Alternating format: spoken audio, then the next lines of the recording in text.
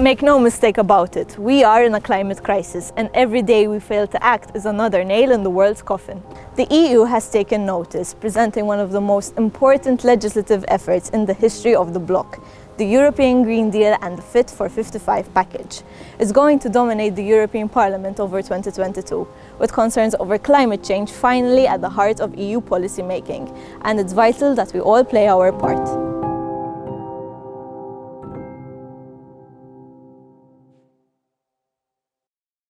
So what is the European Green Deal? Don't worry, it's not a heavy read.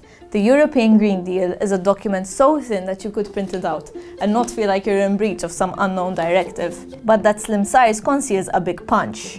In just 24 pages, the EU sets out a radical project to make the entire bloc climate neutral by 2050.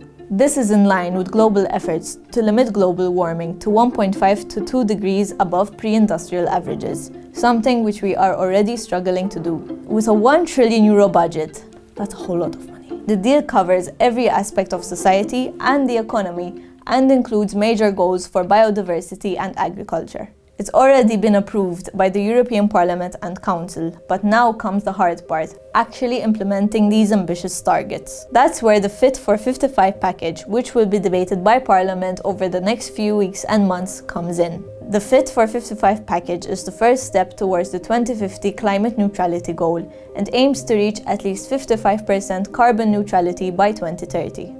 It is a set of proposals that looks to revise and update the EU policies and initiatives in line with the climate goals. A big part of this is the transport sector, with Frans Timmermans already presenting the draft proposals to MEPs in January 2022. Decarbonizing the sector will be one of the most challenging feats, with the package hoping that by 2035 it will no longer be possible to place an internal combustion engine on the market in the EU. We'll also look to see how the aviation and maritime transport sectors factor in. MEP's work won't stop there, with a flurry of new regulations, plans and changes to EU law, like strategies for agriculture, hydrogen, building renovation, offshore wind energy, methane pollution, sustainable investment, the circular economy and a litany of others, all working their way through the Brussels bureaucracy. But with it comes very serious debates, which the EU's MEPs are going to have to face head-on. Poorer countries will argue that the transition is far more expensive for them and that richer countries should do more. Meanwhile, radical new emission and changes to the EU's Common Agricultural Policy, CAP, its largest subsidy program, means that finding consensus over the far-reaching initiatives is going to be a challenge. With EP President Roberta Metsola at the helm, Malta is going to have a direct insight into the bloc's future. Paying attention and remaining informed is the least we all can do. Cynics might question the climate change initiative, but as these directives come into effect, pressure will be on the 27 member countries to bring those new rules to life.